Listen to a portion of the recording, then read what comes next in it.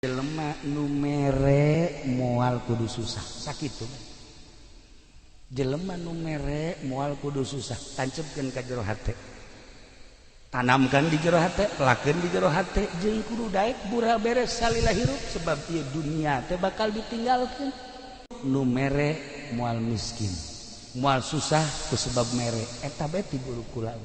Dipraktekeun ku urang dinya boga seetik bikin Masya Allah muyah mayah berkah asal yakin modalnya yakin.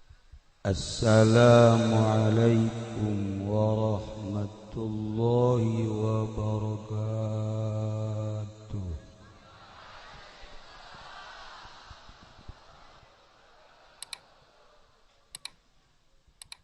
Alhamdulillah wassalatu wassalamu ala rasulillah Muhammad ibn Abdillah wa ala alihi wa sahbihi wa mawalah amma ba'd. Faqala Allah ta'ala fil Qur'anil Karim wa huwa asdaqul qailin. A'udzu billahi minasy syaithanir rajim. Wa dzakkir fa inna dzikra tanfa'ul mu'minin. Al-ayat. Langkung tipayun urang sami-sami nyanggakeun puja sinareng puji ka Gusti Allah anu Maha Suci, muparantos masihan tina rupa-rupa nikmat ka urang sadayana, terutama nikmat anu kacida pisan ageungna nyaeta nikmat iman sinareng Islam. Shalawat sinareng salam mugia dilimpahkeun ka junjunan alam Kangjeng Nabi urang Kangjeng Nabi Muhammad sallallahu alaihi wasallam, katut ka para kaluargina oge ka para sahabat-sahabatna rauh para tabi'in atsba tabi'in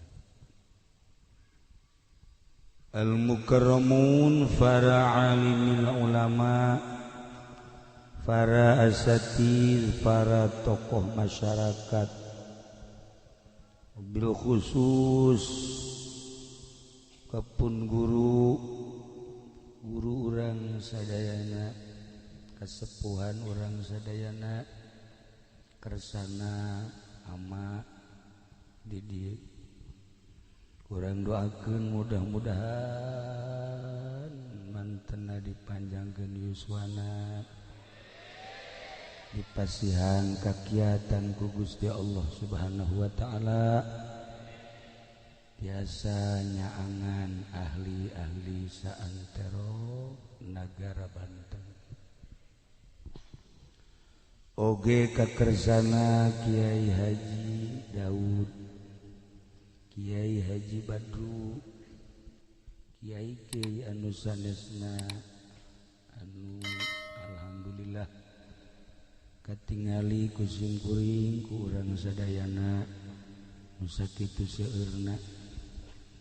Urang doakeun mudah-mudahan para kiai dipasihan kakiatan, paranjangkeun yuswana, dibere ku Gusti Allah jala lembar, anu lain kiai mah ulah teu. Oge ka kiai anu ti Tangerang alhamdulillah aya Kiai Ato, aya Kiai Uding, Kiai Haji Hamid, terutama Kiai anu tos maklum di planet alhamdulillah di luar planet dunia terkenal sebab di kalangan setan terkenal.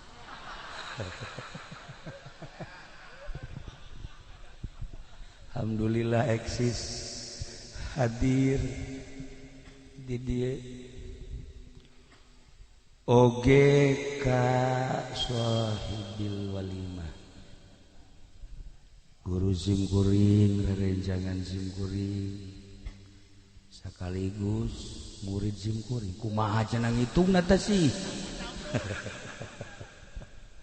Kiai Haji Jamaluddin urang doakeun serta keluarga Kiai Haji Asep sadayana we mudah-mudahan aya dina tangtayungan Gusti Allah Subhanahu wa taala. Aparatur pemerintahanana sipilna militerna nu dina kasempetan dia hadir sami kusim kuring dipehormat. Para qori nu alhamdulillah kagagas jeung kuring ka suara-suara qori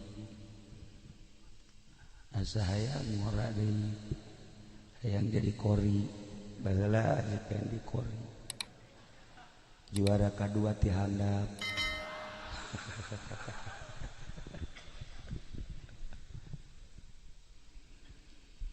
kalayan inayah ti Gusti Allah alhamdulillah khususna sim kuring umumna urang sadayana dina wengi ieu tos aya catetanana kedah kempel di dieu ngareah-reah dorong doa ka Kiai Haji Jamaluddin padahal sim kuring tos wanti-wanti haji bisi aya anu ngundang ulah ka Aad DJA DJA Duren Jatuhan Haji Aad ulah mun aya nu ngundang muhun cenah cek Haji Jamal teh muhun prakjana nu ngundang puguh geus diwanti-wanti ulah tapi nyana ngundang kekeh supaya hadir jangjina mah asal datang bae tapi ieu haju ngaji di dieu maksad azamna mah terek ngaos terek ngaji terek manggihan Kiai Haji Jamal henteu jasa dek naon tuh kapanggih jeung nyana ieu mah maksud azamna mah kapanggih hayang pendak sareng ama sebab mama teh ama teh ieu murid mama sempur urang geus teu kapendak teu kapanggih jeung mama sempur aya muridna sarua mama Ujang asa kapanggih jeung mama Bakri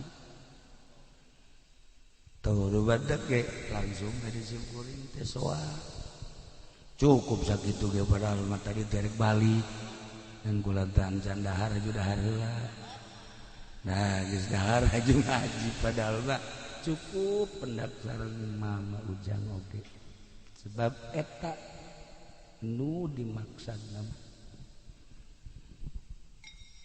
tapi barang ningali di dieu Masya Allah seueur jalmi loba jelema kadeleuna masih jelema wallahu a'lam kadang-kadang aya anu kasep beungeutna hatena jore aya anu beungeutna jore hatena jore eueuh pupurieun tah mah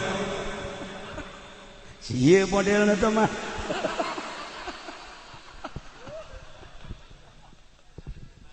aya nu kasep hatena kasep gelis hatena gelis ngan kasep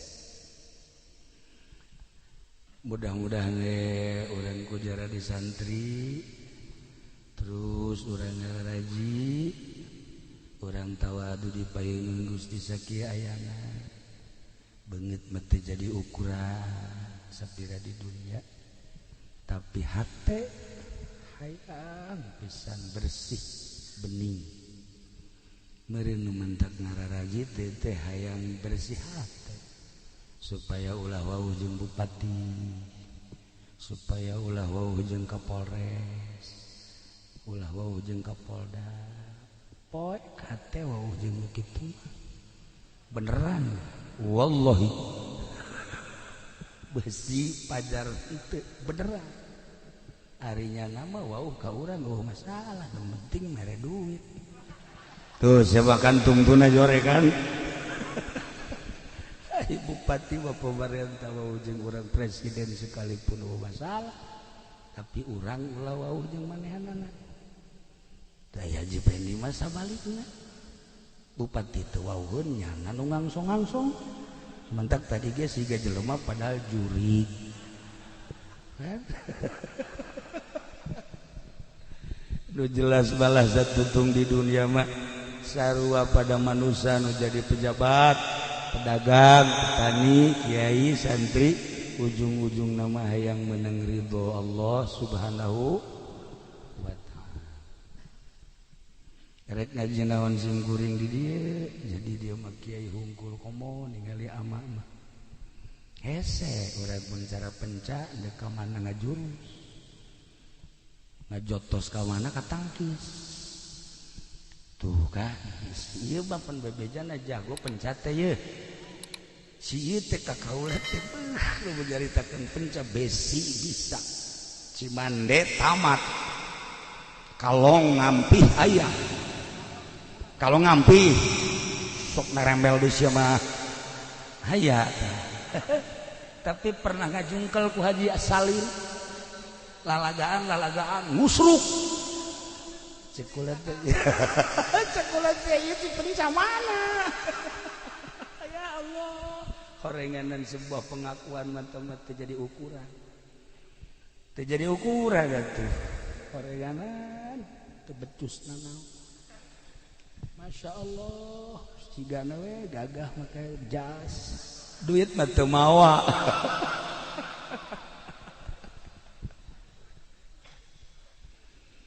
para jamaah kaum muslimin wal muslimat rahimakumullah dunia teh aya 5 benua Asia Amerika Eropa Australia gede di tengah-tengah dunia teh aya Indonesia Masya Allah terkenal ke mancanegara di Indonesia teh aya Pulau Jawa di Pulau Jawa teh aya Banten di Banten teh aya Pandeglang beuh mantep ternyata Pandeglang teh lain sekedar tenar di Indonesia di Belanda teh tenar di Perancis tenar di Inggris tenar pokoknya masyhur urang Pandeglang teh maling tenar bisaan urang Pandeglang maling naon cenah kiai maling daging aya mencit kebo urang Pandeglang makan terkenal nu mencit kebo di Mekah teh nu mencit munding mencit sapi urang Pandeglang urang Arab ge bingung nu kuduna 2 kintal kok jadi sakintal eta lah hebatna urang Pandeglang Masya Allah maling ge ka Mekah komo di Mekah ge maling terus upahana Masya Allah ditanya kunaon sia maling teh udah deket Baitullah babari istighfar tolong beureun ya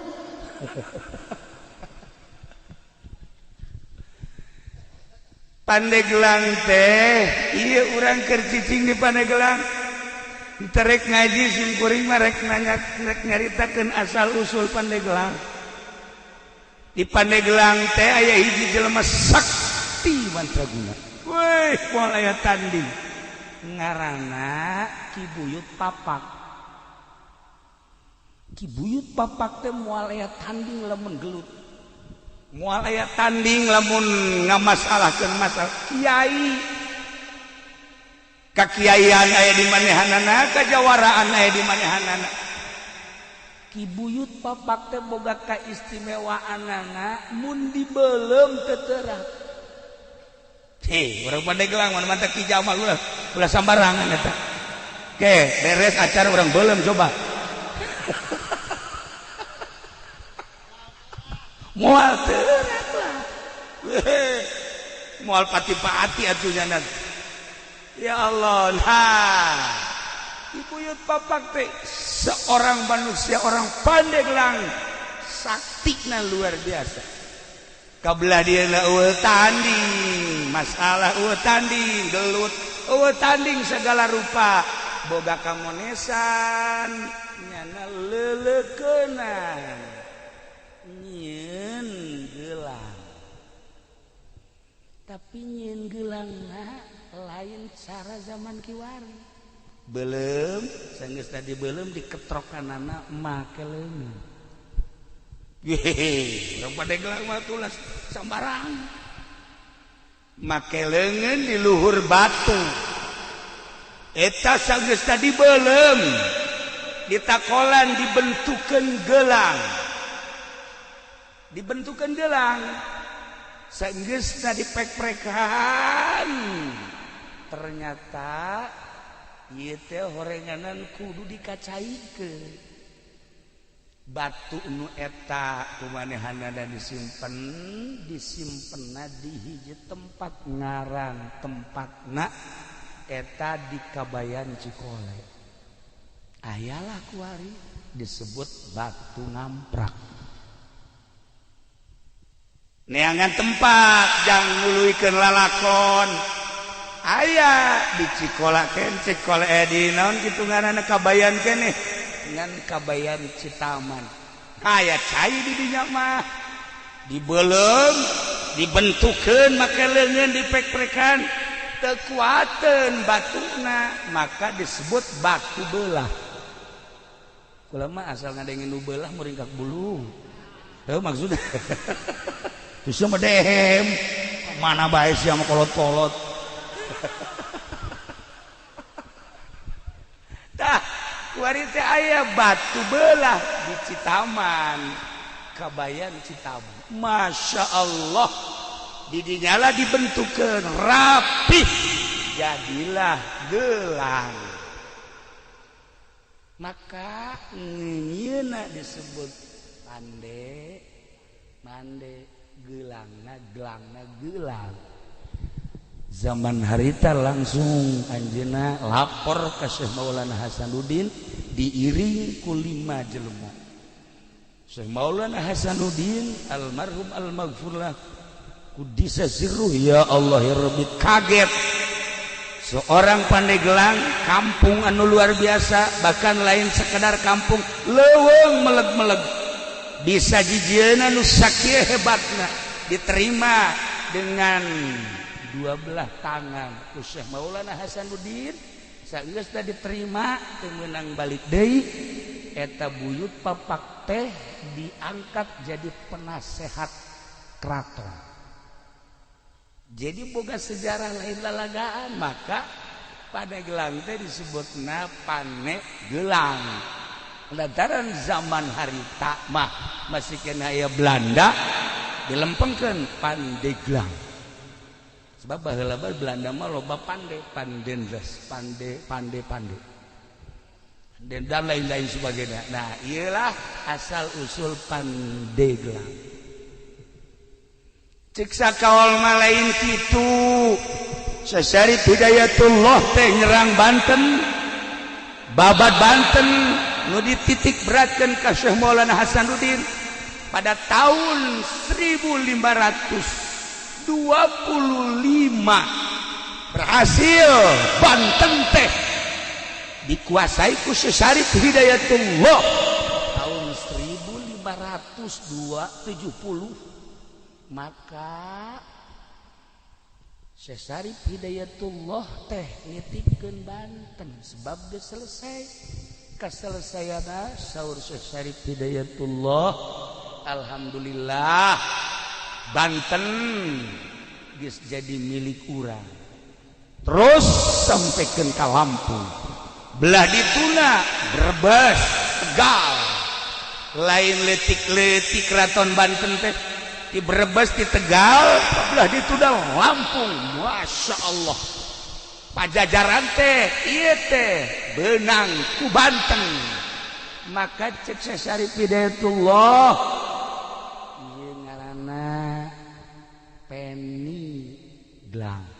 Peni teh nyambung gelang teh gelang nyambung gelang bahasa kinayah. Maksudnya nyambunglah perpolitikan, nyambunglah perekonomian, dibangunlah ku Syarif Hidayatullah perpolitikan atas nama Banten jeung perekonomianana. Maka Banten teh boga Pandeglang lain letik-letik sejarah. Hebat Pandeglang teh, kebantak bangga orang jadi orang Pandeglang.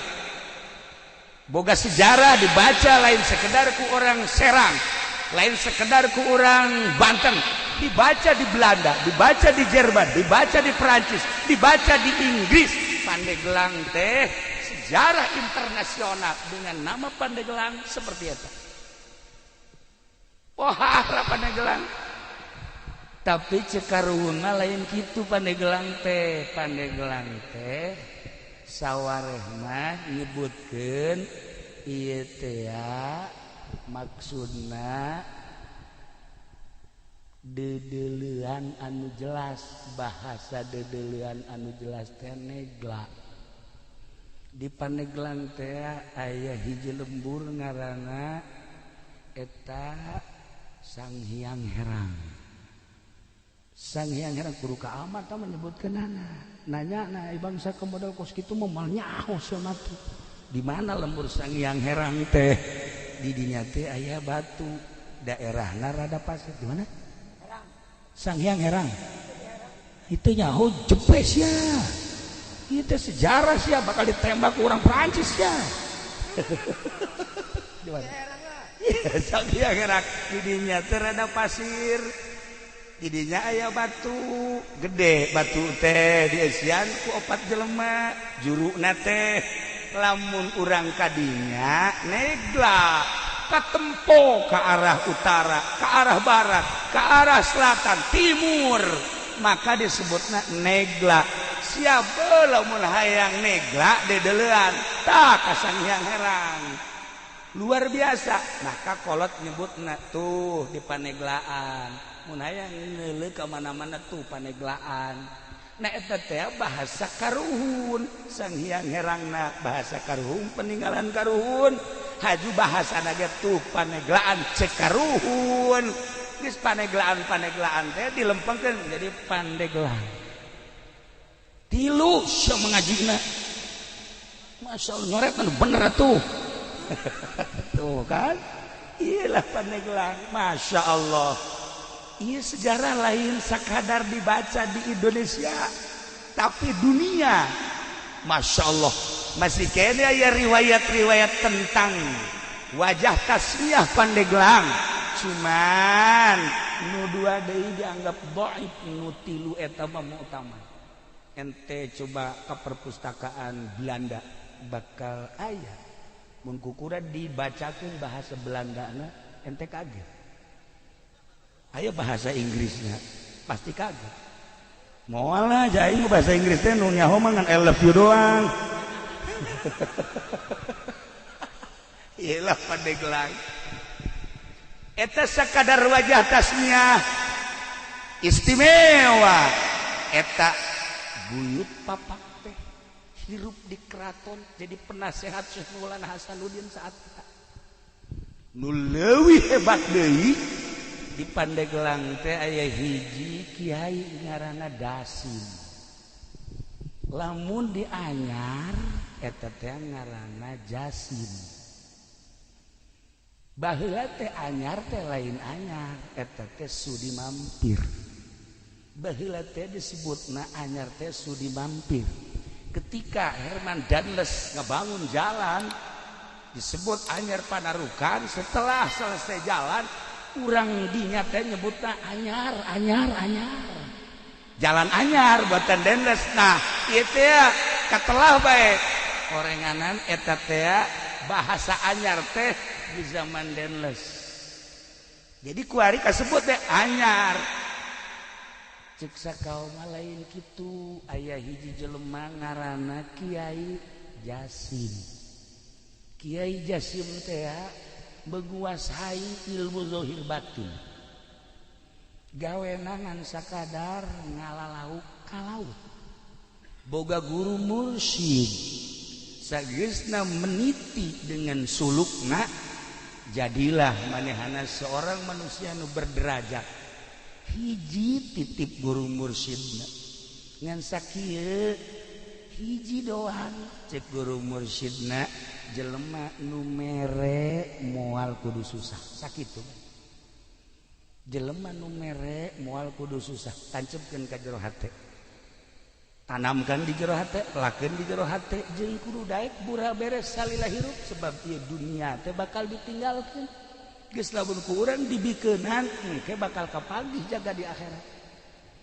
Nya cak guruna teh jelema anu mere moal jadi susah, moal susah ku mere. Akhirna manehana ibadah di anyar, keur carita anyar heula. Ibadahna nya nama lain sekedar di darat. Di mana-mana beres ngaji ka laut. Di laut jangkar dikahandapkeun, mancing ongkoh, ngajaring ongkoh, tapi sholat dia di luhur parahu terus bae. Jasim luar biasa. Lamun urang jaritakeun sholat di parahu, aya nu masantren cara urang kieu teu kaget. Aya modal ieu. Ndek kumaha coba sholat di parahu ayo.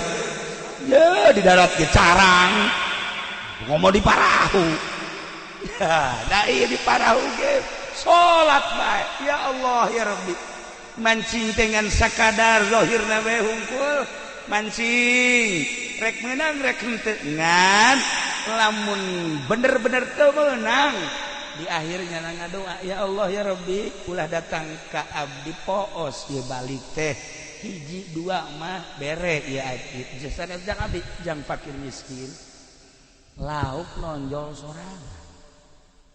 Mancing merek menang rek henteu sebabnya nana salat di luhur parahu, tapi rek balik lauk nu mana bae hayang diala, hayang dibawa, sebab lauk eta kan boga aambeula. Saha ieu nu mancing, saha ieu nu di luhur parahu, pasti ieu aing teh digunakeun mangpaat, disodakohkeun, didahar ku balerea, haju dipake ibadah, lauk ge hayangin. Kula kamari mancing jadi iya ya beneran nih alal hak mancing, masya Allah barang mancing mulung gede sagesa menang suraknya ragak deui lauk emas anu kira-kira 5 kilo teh ragak deui nyana kieu bae nanya ka kaula kieu kok ragak deui atuh lauk teh boga aambean tolol atuh nyahoun nyana ge. Aduh, kesambarangan lauk waliullah mah lamun mancing lauk rabang solihin lamun ka laut lauk teh hayang dibawa. Si ieu mah lauk nu geus aya ge gocok indih. Ya Allah ya Rabbi kunaasna teh ngirup ngaji. Sholawat atuh maca sholawat. Tah ieu karana Jasim satu ketika di Jasim asal maghrib memeh maghrib keluar dina laut maksudna geussan mancingna sebabnya jadi imam maghrib. Satu ketika ieu aya angin henteu bisa mendarat di laut bae. Masya Allah Gusti abdi teh imam di masjid teh di darat teh lamun eueuh abdi meureun jelema teh paburia ya Allah ya Rabb. Sementara angin terus niup teu bisa mendarat. Terserah Gusti abdi mah sebab abdi mah ieu teh diparentah ku Gusti ka modelanana Ki Jasim di masjid imaman aya di laut aya. Urang bisa kitu nyandung urang. Geus ya pokona mah moal ka nyahoan ku nu kolot, di nu kolot aya di nu gora terus. Haja Agus ka kula menta jampena kae heula Gus. Tenang heula nu kos kitu mau malaka diturunkeun. luar biasa Jasim, Masya Allah. Nah satu ketika anjeunna ngadenge di darat teh budak leutik cerik aya tiluna nu cerik teh ditanya emakna di ieu kunaon budak carerik hampura Pak Jasim kunaon ti kamari budak ieu lapar candahan Masya Allah atuh lain bebeja cek manehana lauk anu menang di laut langsung dibikin kabeh kena di dahar bahkan manehanana manitip di besi aya jelema-jelema nu kalaparan anu hese dahar bebeja ka kaula insyaallah kukula dibantu percis ku siapa kita mah kitu mun aya anu cerik bebeja ka kula asal nu cerikna umur 17 tahun cewek deui bengkol bae jelema heran aing mah.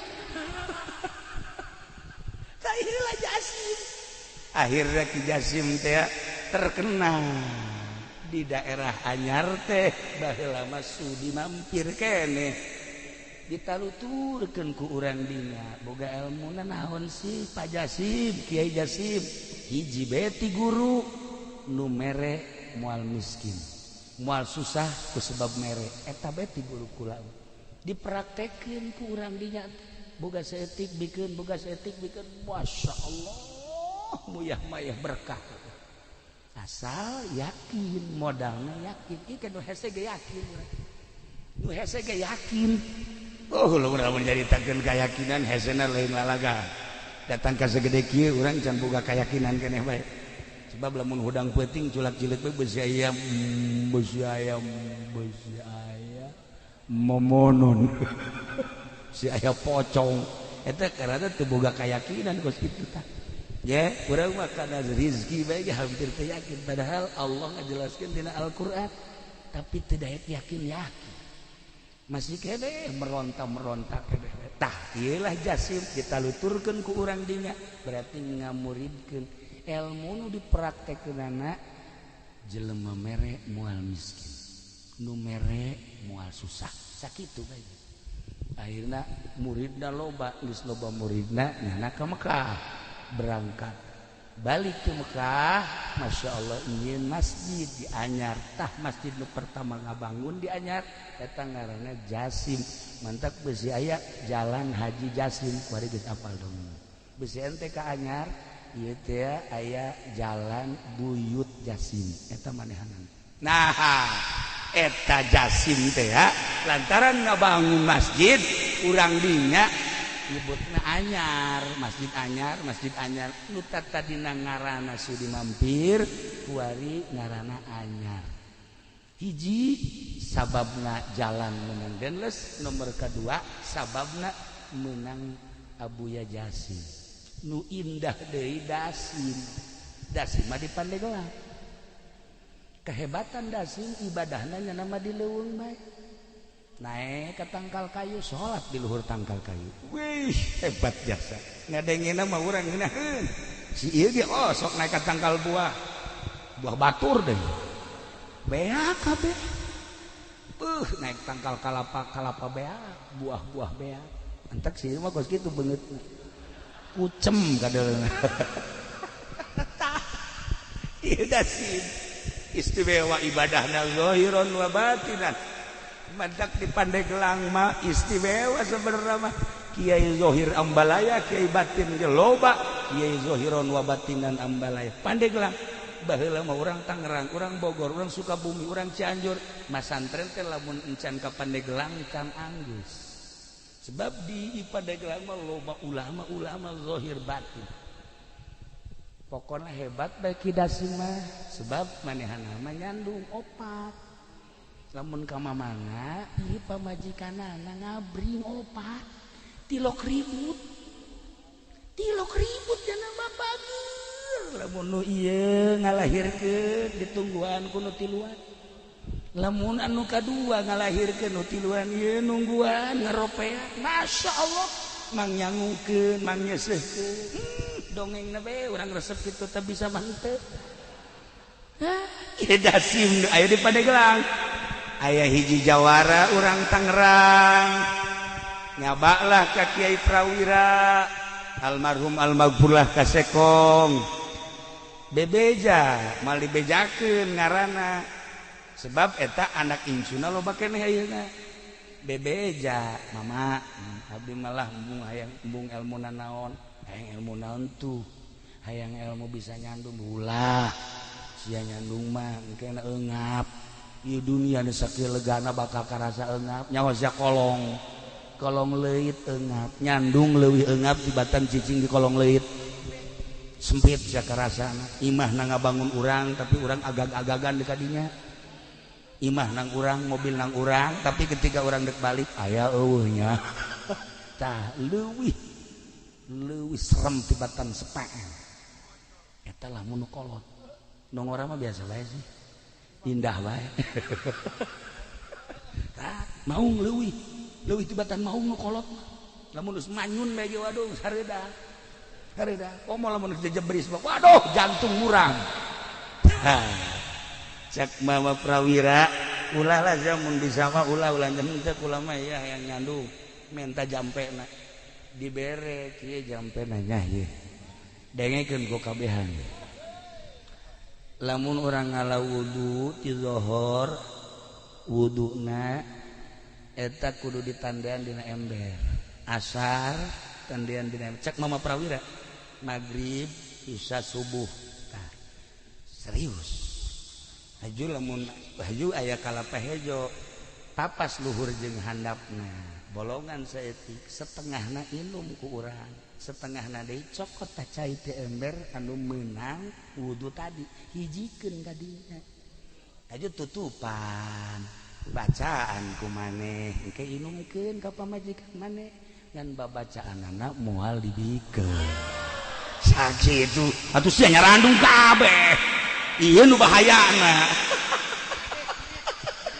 ya yang medit-medit begitu buka duit nyandung tak iya mau balik dipikir iya cerita mama prawira we akhirnya dibacaan bener saenggeus da dibacaan inumkeun sesana kalapakna ieu pendem hareupeun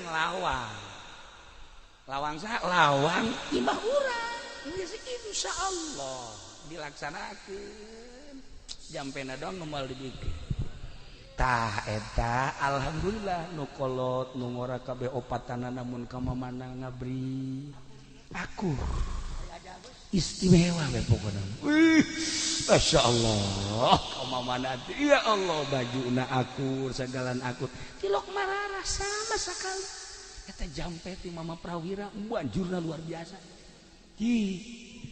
nah eta ngara barang ditanyakeun mama eta Siti saha jampe ti mama Dasim baheula di Pandeglang teh aya ngaran Ki Dasim kiai zahiron wa batinan ibadahna lain dihandap di luhur tangkal kayu ge salat bae iyalah Dasim jadi boga sejarah lamun di Anyar ngaranna Jasim lamun di Pandeglang ngaranna Ki Dasim kiai kabeh badak lamun urang nyaritakeun seputar Banten kabeh ge boga sejarah Baros seorang nama manusia intelek ngaranna DJ Baros anu ngasahkeun keratonan Banten setelah babat Banten teh anu ngasahkeunana DJ Baros teh ngaran jelema ya aat badinya dagang can nyaho naon Baros tuh kan istimewa nah iyalah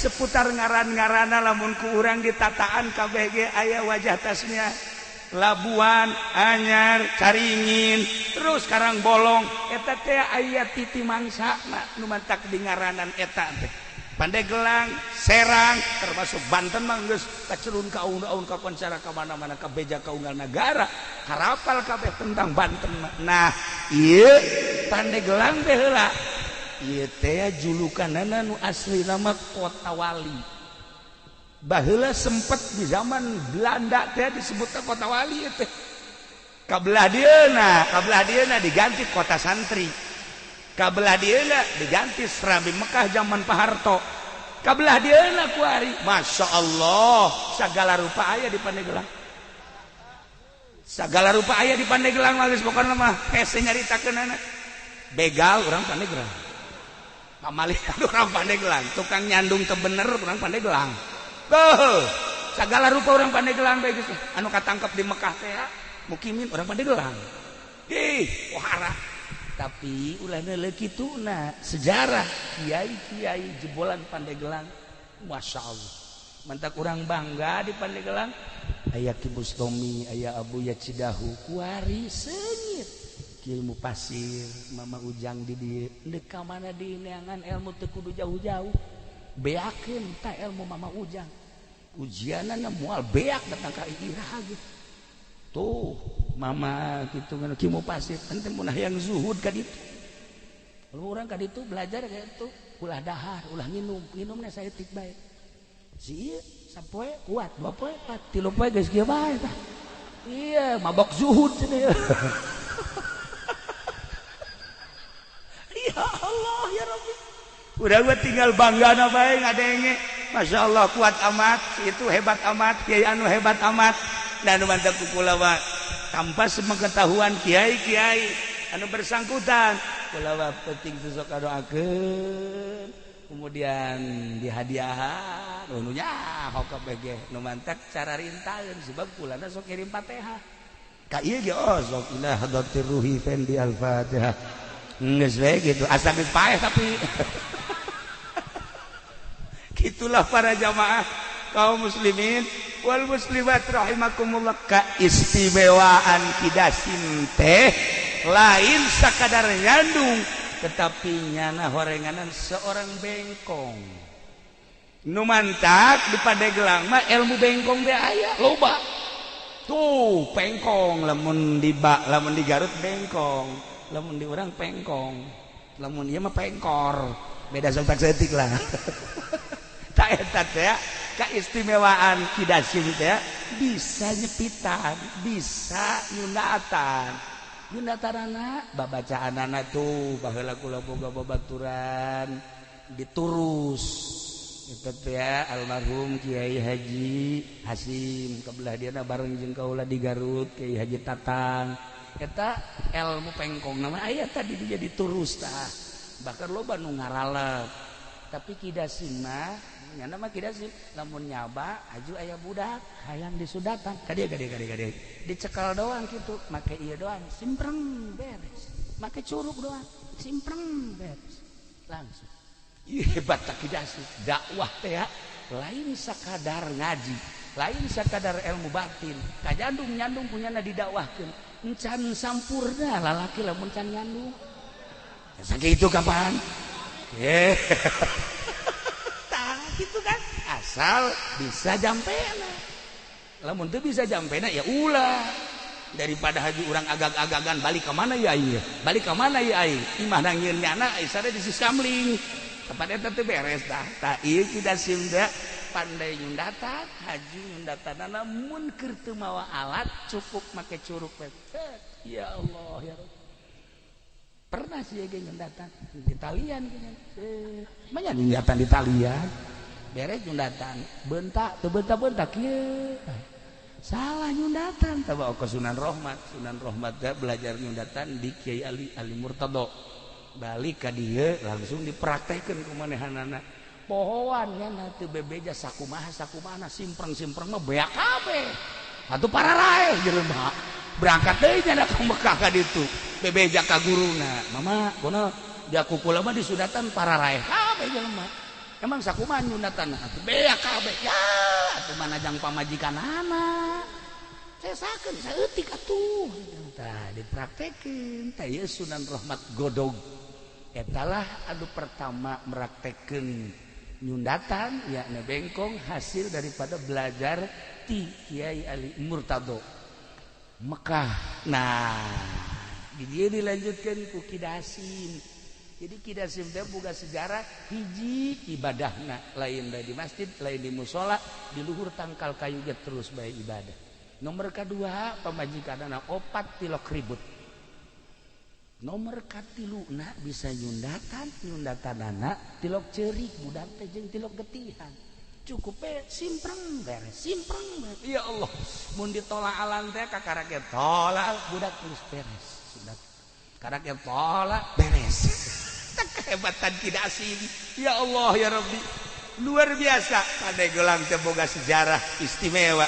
Lamun urang nyaritakeun ahli batin di Pandeglang, almarhum Abah kula sok dongeng ketika masanten di Prakiwai Kiprewira sok milu sekong sok milu jamiahan Kaki Abdul Halim sok tukang mawa kitabna kitab Mama Sekong eta teh nu diajina mah Jamul Jawame beja cak Abah teh kos kitu jadi berarti lain samarangan tah Ki Abdul Halim emang kumaha Ki Abdul Halim mah teu kukubah ngan sakadar hebat mamanehanana pernah satu ketika nyana lempang di jalan kereta tasbehna murag di jalan kereta eta kereta nguik-nguik kan teu bisa maju aya tasbehnya mah wih eta masinis kaget ieu aya naon ieu teu bisa maju barang ditempo aya tasbeh sieun kabeh nyekel tasbeh eta sieun nyekel tasbeh barang ditingali nuanieun ieu teh tasbeh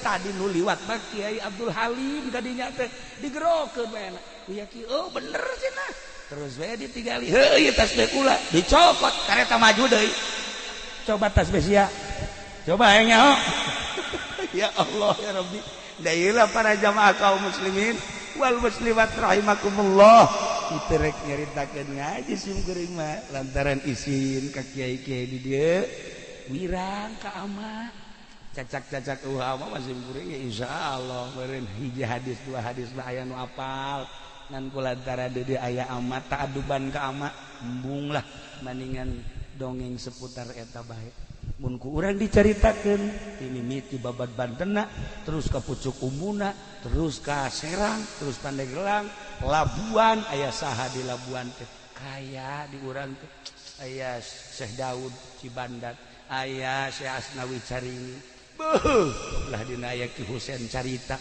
geus puguh di Banten aya Syekh Maulana Hasanuddin aya Syekh Yusuf ya Allah ya Rabbi kabelah dina aya Ki Abdul Halim aya Mamang Armin Cibuntu Kiai Prawira beuh pohara jasa disusul kuno kamari ieu urang apal Abuya Cidahu Abuya Bustomi jeung saantara-saantara urang nyaritakeun baros nyarita Pandeglang mah kaya santri kaya ustad kaya beunghar kiai Kiai Zohir jeung Kiai Batik teu kudu ka mana ngaji teh cukup di Pandeglang bae teangan giragi kiai anu berpolitik aya kiai nu tasawuf aya kiai anu macam-macam ente dek neangan kiai teu kudu ka Jawa Tengah Jawa Timur cukup dek belajar politik aya di Pandeglang Banten dek belajar ekonomi kiai anu dagang ambal ayah gestinya hokaler kidul haram halal gestinya kiai eta teh ambal ayah bari tah masa kiai boga showroom HP showroom mobil pada teh urusan jeung bang ai bang teh lamun ku urang dibaca kitab dakepan mengandung riba di ditu da teh urang mencari teh ah moal dibacakeun izin ka ama nang dijelasna mah seperti eta eueuh masalah eta teh seni variasi. Jadi di Pandeglang teh kiai anu tasawuf loba, kiai anu zohir bae loba, kiai anu zohir batin ambalaya, kiai anu berpolitik loba, kiai anu berekonomi loba, kiai anu berbudaya ge ambalaya. Teu kudu neangan ka mana. Tapi ketika aya seorang habib ahli batin nyaba ka Banten kuari, nyaba ka Pandeglang pernah neteskeun cai mata. Sebab naon? Sebab nyana bisa ngobrol jeung laut ketika nyana ngobrol jeung cai laut ceurik nyana sebab ieu laut teu katahan deuk naik ka dieu Gunung Karang hampir-hampir cak Habib ahli batin nu kukula kuari karandapan Habib teh hiji Habib Lutfi dua Habib Umar tilu Habib Japat Habib Sehan eta bangsa Habib-habib nu waduh aredan edan Allah dari sieu mah edan jahe kolot-kolot geus tahu diri mah tuh Masya Allah itu beda jauh tuh. Orang ngobrol saeutik ka mana apalin hate urang katebakeun Masya Allah kadang muringkak bulu urang tapi aya satu kebanggaan Masya Allah indah jasa urang mun kapanggih jeung Habib-habib nu model kos kitu ngarasa handap diri urang ketika urang amprok jeung Habib begitu. Para jamaah kaum muslimin wal muslimat rahimakumullah ialah cerita seputar Pandeglang seputar Kiai ingat di Pandeglang aya 2 hiji dasim di daerah dia 2 jasim di daerah anyar ilmu anu terus kebelah dina dimuridkeun ialah ilmu ti Syekh Mansuruddin Cikadueun anu baheula nyekel satoriah salah sahiji anu muncul kebelah dina Rifaniyah kebelah dina Qadiriyah wan Naqsabandiyah geus lamun jelema nyekelan kos kitu insyaallah moal daekeun ngadahar duit ti pamarentah beteung teh dijaga besi pentingna teu bisa tahajud sebab urang ngadahar duit ti pamarentah ulah loba ti bupati baheulana pentingna hudang mah hudang tapi ieu kekereucuman teu bisa pas gitu eta hese tadek lobatanana kos kitu ieu mah urang ngobrol pada santrina bae supaya urang ulah daek ngadahar duit bupati aya leutik mah tuh kan sama katara ku aing hayang kan ja doh mantek ieu kadaleuna eueuh sinaran eta leleb teuing itulah para jamaah kaum muslimin wal muslimat rahimakumullah moal dilanjutkeun cerita-cerita selanjutnya jeung ngajina ge geus teu kudu make hadis jeung Al-Qur'an cukup cerita seputar Pandeglang jang cecekelan urang besi aya nu can apal wajah tasmiyati mangsa tentang Pandeglang jeung aya 2 kiai cikal bakal anu istimewa selain daripada ti Kesultanan Banten korenganan aya ngan ingat ieu keturunan Banten nu baheula mun asli ieu tembak baheula ku Belanda sebab jelema nu asli keturunan Banten teh boga ruhul jihad anu tinggi anti Belanda teh nampak dicatat dina sejarah kiai anu anti Belanda nyawa tarohadana nah nu ngancak nu arasli teh ka kampung teu nyebutkeun keturunan Banten teu nyebutkeun keturunan Cirebon sebab lamun kanyahoan zaman Belanda tembak dibuing seret maka dilanjutlah ku anu bangsa rada semis eueuh masalah nu aslina ge aya ngan nu bodoh maksudna zaman Belanda lamun nu pinter keturunan nu asli tembak tapi lamun keturunan asli bodoh masalah sebab naon moal aya jihadan sebab jihad ge moal didaregekeun nu hebat eta kan jelema na keturunanna istimewa kemudian ruhul jihadna pasti tinggi pinter ngomong sakecap dua kecap ditaluturkeun ku jelema perang teh ya ieu teh kumaha pemimpin urang lamun nyaritakeun baheula masyaallah Ki Ahmad Khatib terus ka belah ditu da sejarah-sejarah Banten urang teh tergugah hati terus di Banten mah moal eureun kuari teh kuari Belanda teh nu paling ditingali sa Indonesia hanya 3 1 Banten nomor kedua Makassar nomor katilu Madura 3 daerah eta mah geus bae orang Belanda per detik ieu masih kena naliti Banten, Makassar, Madura. 3 eta mah geus lain lalagaan geus. Masyaallah. Sebab lawan aya andil orang Makassar di Banten. Aya andil orang Banten di Makassar. Aya andil orang Banten di Madura. Aya andil orang Jawa Timur bukan Madura Jawa Timur di Banten. Nu 3 eta mah persatuanna luar biasa. Nu mantak menang ge babat Banten dibantulah ku orang-orang tersebut. Maka sampai ayeuna orang-orang Belanda, Inggris, Prancis neliti saha nu bergerak di Banten. Siapa orangnya? Saha nu bergerak di Jawa Timur? Siapa orangnya? Saha nu bergerak di Makassar? Saha jelemana? Sampai ayeuna masih kena diteliti keneh bae. Kitulah para jamaah kaum muslimin wal muslimat rahimakumullah simkuring ngarasa bingah biasanya baka dieu ngarah-rah ilqul surur ka rencangan simkuring ieu teh sebab Kiai Haji Jamal sok datang dari itu malam Salasa obrol-obrol di ditu teh ai pas tadi kula mikiran eta si lamun balik sedeket eureun ngaji teh jam 12 atau jam 1 eta mun balik ka dieu jam sabaraha eta di Jamal eta moal bisa sosonoan meureun malam Salasa nya tah ieu lah para jamaah jadi artinya jadi akrab lah teu aya jarak antara simkuring jeung Ki Jamal Kiai Asep baheula rakana kan nya geus ngiring ka Baghdad ka mana alhamdulillah memantak hubungan Cilongok jeung Solok Jengkol ieu ge Solok Jengkol ge aya catatanana nu mantak disebut Solok Jengkol teh aya wajah tasmiahan pohoan tadi teu kabahas tapi geus penting teu kudu aya kunaon nu mentak disebut ieu kampung Solok Jengkol aya lah ya ada jamaah kaum muslimin wal muslimat rahimakumullah perkampung-perkampungna ieu teh aya menang Belanda baheula sejarahna aya di Belanda di Indonesia hese urang neanganana jadi mun hayang apal urang kudu ke Belanda ka ditu hese nah gitulah malam ieu alhamdulillahirabbil alamin jang menggugah sejarah ternyata Pandeglang lain sakadar daerah biasa-biasa kaya dengan potensi-potensi anu berjuang di keagamaan sampai ayeuna Pandeglang tetap diperhitungkeun kiaina jeung santrina ulah dikira Pandeglang lamun geus turun we ka Jakarta wah urang Jakarta sarieun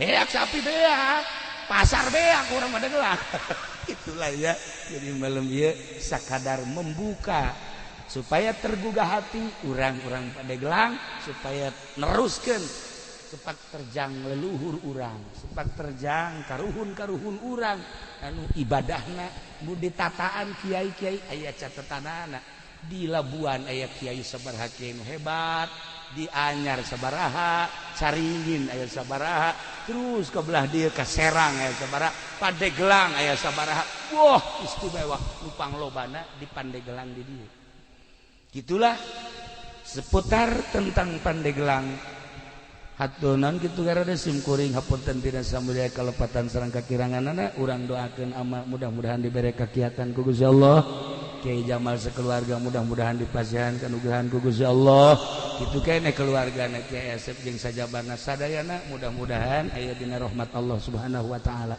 urang nu haladir di dieu di berbagai elemen mudah-mudahan sami-sami aya dina tantaingan Gusti Allah Subhanahu wa taala doakeun simkuring insyaallah ngadoakeun urang pada silih doakeun dalam rangka lillahi kalimatillah sekemampuan urang pondok pesantren anu dakwah mimbar anu di pemerintahan anu di perekonomian hayu pada babarengan dakwah menuju ridho Allah Subhanahu wa taala terakhir putra Kiai Haji Jamal anu di sekitar urang doakeun mudah-mudahan janten jelema anu saleh bisa neruskeun ramana akina jeung uyutna ka dituna dalam rangka lillahi kalimatillah sakitu teh simkuring hapunten tina samudaya kalepatan sareng kakiranganana wallahul muwaffiq ila aqwamit thoriq wassalamualaikum warahmatullahi wabarakatuh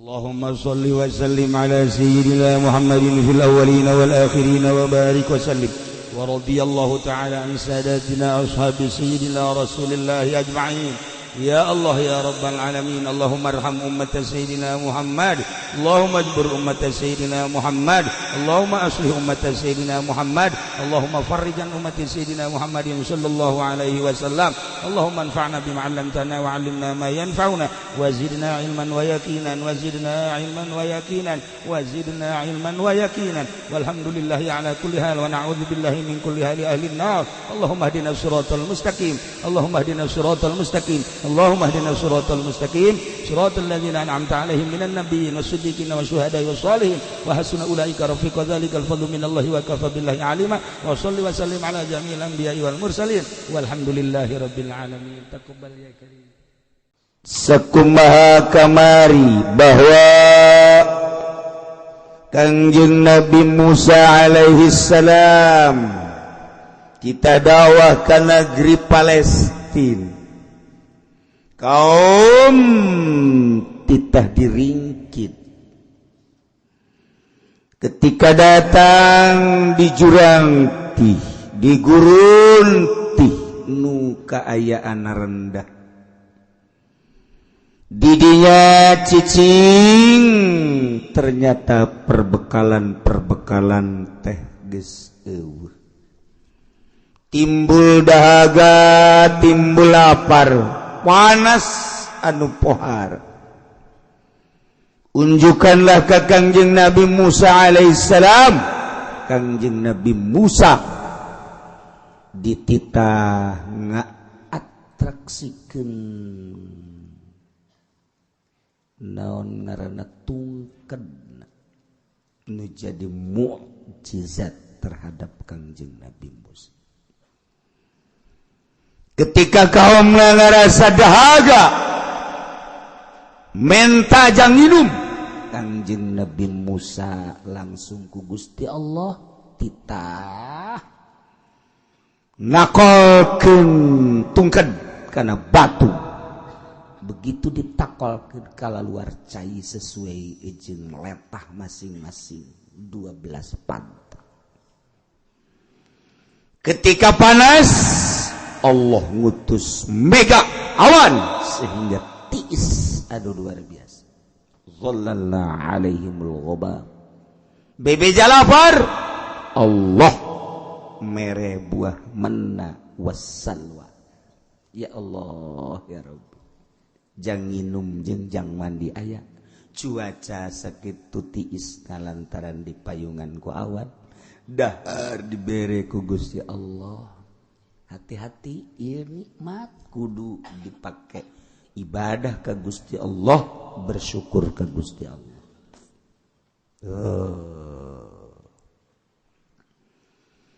Kangjeng Nabi Musa ku Gusti Allah kita berangkat beserta kaum. Ka mana? Ariha. Ayeuna Jericho. Tinggal sababaraha kilometer deket. Titih Yordania. Berangkat terus ngaler perbatasan antara Yordan jeung Israel. Lengkah ka ditu terus bakal datang ka Ariha Baitul Maqdis nampak. Masya Allah. Cek Gusti Allah Musa, berangkatlah maneh beserta kaum ke Ariha, ke Jericho. Cuman make syarat. Nomor kahiji kudu maca istighfar, ulah eureun-eureun. Ngarasa diri loba dosa, minta hampura ka Gusti Allah tina seluruh dosa-dosa, baik nu gede maupun leutik. Penta ka Gusti Allah hampura hiji. Nomor kedua, maneh asup ka negeri Jericho dengan tunduk, abeh katingali kos jelema nu bener-bener berdosa, yakni kadeuleu kos jelema anu DP-DP tawadu. Sanggeus datang ka ditu dipersilahkan untuk menikmati keayaan negeri eta. Didinya anjeun Musa bakal ningali kasuburan-kasuburan daerah eta. Naon bae didinya jadi, jeung naon bae didinya bakal buahan.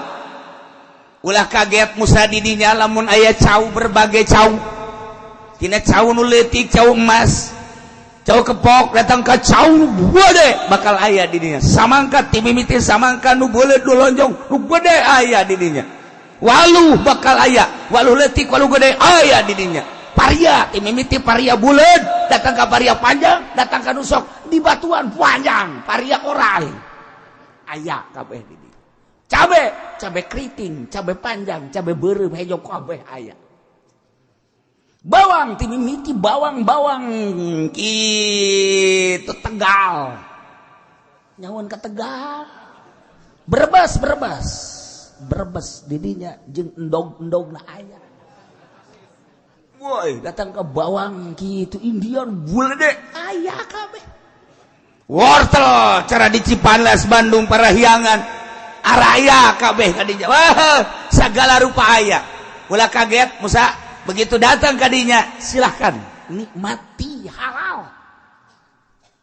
Bejakeun ku Kangjeng Nabi Musa, wahai kaum, Allah geus meresen urang kita berangkat dalam rangka dakwah ke Yerusalem, tepatna di daerah Baitul Maqdis.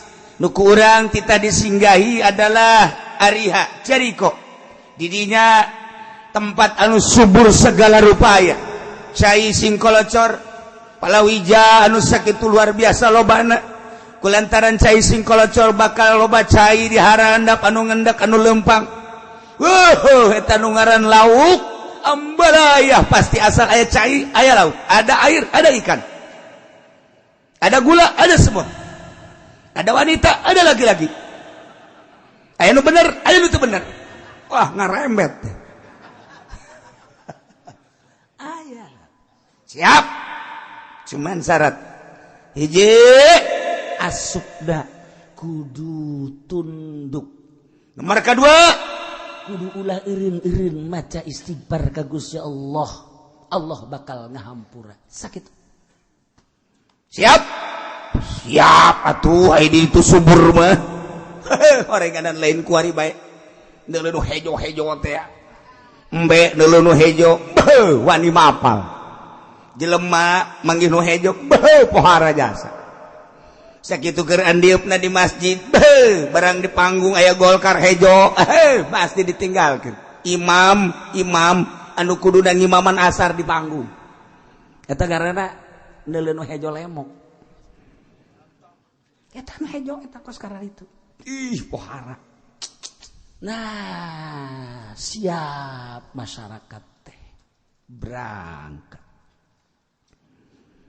Begitu titah istighfar henteu poho nya teh salantaran dibere nikmat anu pohara awan terus niungan cai sing kolocor ditih geus sakitu poharana dahareun loba teu pernah kalaparan teu pernah kapanasan teu pernah kadahagaan malah Kangjeng Nabi Musa nyaritakeun di ditu mah leuwih subur nu pohara nu kadeuleu teh hanya kalazatan nu babalik nangan ka awak doang an aya istighfar mah qalbu poho ka Gusti Allah.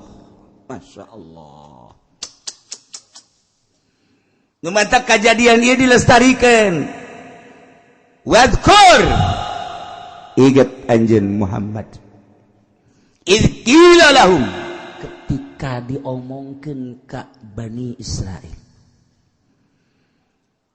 Anjing Nabi Musa sebagai pemimpinnya. Bedakan Musa.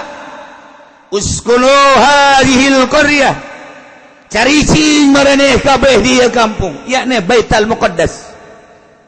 Datang kadinya lantaran subur wa kulu minha. Silakan. Dalahar halal naon bae nu aya. Haitsu syitum di mana bae maneh kersa, maneh hayang. Maneh hendeuk mangga bae. Wakulu cuban ngomong aranjeun kabeh hiqqatun ay amruna hiqqatun mas'alatuna hiqqatun yakni anta hitta anna khotoyana kami mah eueuh deui ngan sakadar menta dihampura kesalahan-kesalahan kami hiqqatun sok baca istighfar astagfirullahalazim sambil berangkat masuk negeri eta tawadu ka Gusti Allah sambil istighfar. Maka engke ku kaula cek Gusti Allah naghfir lakum khotoyakum bakal dihampura kasalahan-kasalahan aranjeun kabeh ulah-ulah anu leutik nu gede dihampura ku kaula asal seperti eta. Lamun geus dihampura maneh aya dina ihsan bagus. Ihsan makin loba makin istimewa, makin loba makin bagus, makin loba makin bagus. Kayak ku kaula ditambah-tambah sanazidul muhsinin. Bakal ditambahan ku kaula kebagusan-kebagusan. Sok laksanakeun. Berangkatlah Kangjeng Nabi Musa beserta kaum ieu teh supaya diinget ku Kangjeng Nabi urang. Maksudna urang sebagai pengikutna, sebagai umat Kangjeng Nabi urang Kangjeng Nabi Muhammad ketika urang dibere nikmat bakal kumaha kamari ieu mah getol jasa ngaji kercan boga motor barang bogang motor saminggu ngaji saminggu henteu saminggu ngaji saminggu henteu motor teh lain pake syukuran kercan boga mobil mah getol ngaji barang boga mobil boh teu kaburu ngaji mobil berarti jadi siksa kamari ieu pas-pasan mah ongkos teh daek ngaji daek salat barang ambah duit ieu jutaan kuari geus poho ka ngaji poho ka salat kamari mah teu hayang ganti HP nu jadul ge terus wah kuari mah lamun teu bisa WhatsApp teu bisa jada oh harai Masya Allah pengaruh duit nggak jauhan ka Gusti Allah ya Allah kamari mah hirup teh saya aya bae jeung pamajikan teh begitu romantis eger hirup saya aya boho barang boga duit pamajikanna mulai rada tinggalkeun horenganan nyana geus bobogohan deui jeung urang bojong ieu kan mau bencana ya Allah tuh kan luman takwal kurraling anjan Muhammad ingat anjan Muhammad izqila lahum waktuna diucapkan ka Bani Israil uskunu hadhil qaryah sok gara asup cara ricing maraneh di kampung ari hayana Baitul Muqaddas kaayaan kampung nu sakitu suburna bubuahan tatanen jeung sajabana wa kulu min haitsu syi'tum sok geura dalahar ku anjeun kabeh di mana bae anjeun hayang wa kulu hitatun jeung ucapan anjeun ulah eureun-eureun hitatun yakni minta dihampura tina sakabeh dosa wa dukhulul bab asup maneh karena lawang kampung begitu memasuki sujada dongkok nagfir lakum kaula bakal ngahampura cek Gusti Allah lakum ka aranjeun kabeh khotoyakum karena dosa-dosa aranjeun kabeh boronu leutik nu gede kabeh dihampura ku kaula lamun bade geus dihampura berarti geus bagus kabagusan moal diantep sakitu sanazidul muslimin bakal ditambah-tambah kahadeanana Masya Allah fabaddala alladziina zalamu minhum qawla kumaha kajadianana ternyata manusia mah kos kitu sakitu dipimpin ku nabi fabaddala alladziina zalamu ngagantikeun jelema-jelema nu zalim di golongan-golongan Bani Israil qaulan kana ucapan ghairal ladzi qila lahum nu teu dititah kamaranehana dititahna mangucapkeun teh hitatun teh sarua jeung mentah hampura minta dibicen dosa hitatun titah ngomong eta begitu asup ka negeri ariha bari kayaan dongko bari ngomong hitatun bahasa hitatun teh hartina eueuh deui kahayang kami urusan kami pamenta kami mah iwati menta hampura dipicen dosa tina sakabeh dosa titah maca hitatun diganti ku nyana habbatun deukna naonan coba diganti ku habbatun sisikian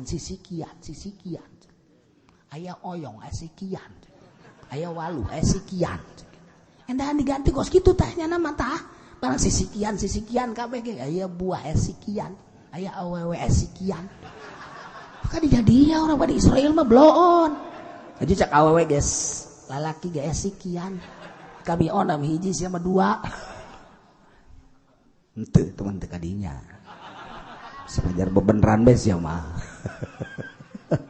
abatul bisyarati masya Allah karim diganti ku jada dititah baca hitatun ku Gusti Allah diganti habbatun eta beda saeutik hitatun habbatun urusana hitatun mah menta hampura ai habbatun mah dunia sisikian bahkan dunia ngaran jadi tetap baik titah urusan anak istighfar tetap nya nama dunia baik titah ka Allah atuh heula ieu salat tetap baik dunia sakilang daek ge salat hatena dunia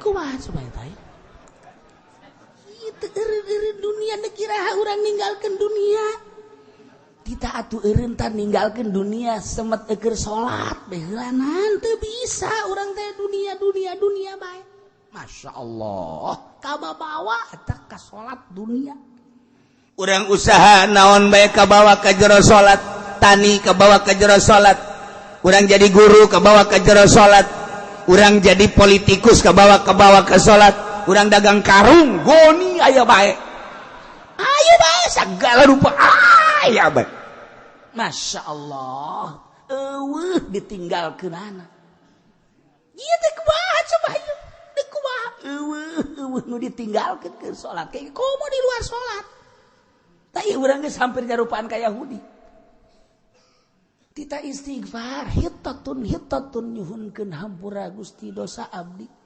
dosa anu leutik dosa anu gede hampura Gusti ieu kanikmatan anu dipasihan ku Gusti ka abdi teh Gusti hese syukuranana abdi teh ku teu syukuran teh berarti kan dosa hampura dosa-dosa abdi Gusti tina mahiwal ka Gusti tina teu nurut ka Gusti tina maksiat ka Gusti hampura Gusti kita maca eta hitatun ketika berangkat masuk bari tungkul hitatun diganti ku nyana habatun dunia malah titah tungkul teh endahan ngesod nah naon tuh ngesod jana فَبَدَّلَ الَّذِينَ ظَلَمُوا مِنْهُمْ قَوْلًا غَيْرَ الَّذِي قِيلَ لَهُمْ titah maca hitatun hambatun titah wadkhulul baba sujada tungkul ngarengkuh endahan ngesod nya make birit esod make birit nanaona Allahumma ya qadiyal hajat ulah hambatun hitatun nomor kedua na tungkul kita ongkos anu ruku lah kos turuku gitu dong kok ulah ngesod ulah tetep kabi mandek habatun bari ngesod habatun anjing Nabi Musa geus gideg bae wara rese amat sih kaon barang datang ka ditu teh atuh asup da geus teu mentah hampura asup da geus teu DP nu di dieu teh kemewahan dunia keayaan kasuburan ningkat pikiran teh lamun kamari mangan sakitu ditih ieu mah luar biasa geus dibejaan ku Kangjeng Nabi Musa segala rupa aya palawija mimiti buah-buahan araraya kemudian kitu sayur mayur araraya jeung sajabada araraya anu dibayangkeun ku nyana kasuburan nu babalikna jang ka awak doang urang geus ada ieu awas ketika urang dibere dahareun inuman eta ngan babalik ka awak doang haju gendut ngising ka empang nu untung mah jumbo tahu jumbo kan untung tuh coba ayo iya pagawean roh na mana kolbu na mana mentek diatur di ahli torikoh mah di torikoh mah ulah terlalu ngurusan awak coba ngurusan ruh bae ai urang di syariat makan urusan ngan sakadar zahir bae ieu kolbu mah teu pati diurusan mentak lamun jelema teu ngurusan kolbu tidak terkecuali kiai tinggal kiai makin hayang di kiai lamun geus hayang di kiai lamun teu dihormat nya nama manyun bae teu dicium beleungeunna teu dicium tangan nya nama geus dicirian teh si eta tilok cium tangan ka aing awas ku aing sia dicirian ku nya nama teh eta kiai goreng hate eta nu kos kitu emang ge kabehan ge osok si goreng hate mah ayo mencet embe kula ge osok goreng hate diiris-iris digoreng hate embe eta mah tuh lamun urang teu ngurusan kolbu ketika urang jadi lurah takabur, ketika orang jadi DPR takabur, ketika orang jadi bupati takabur, ketika orang jadi gubernur super takabur, ketika orang jadi menteri super takabur, ketika orang jadi presiden XXXL jadi takaburna XXL pohara eta naon teu ngurusan kolbu ulah kajian tama geus parantina nu sugih dagang, nu sugih usaha, nu tani, pejabat takabur parantina. Kiai makan lain paranti takabur. Tapi kulantaran tengurusan batin sarua bae. Sarua bae. Hai. Ka aing sia teu nanya pan aing kiai. Teu nanya sia. Ngaji ka mana? Mah aja kos tukang lauk bae. Kiai. Lamun disebut kiai karakta isuk mamanya naik atuh setik. Eta kan penyakit eta geus kitu gara-gara penyakit. Dunia penyakit. Nah, ieu teh di urusan ye. Nu batak ngurusan awak mah babari. Ketika orang muriang, puyang, bodrek, teu mempan, itu prokol, teu mempan keneh bae. Naon kata? Dagorin.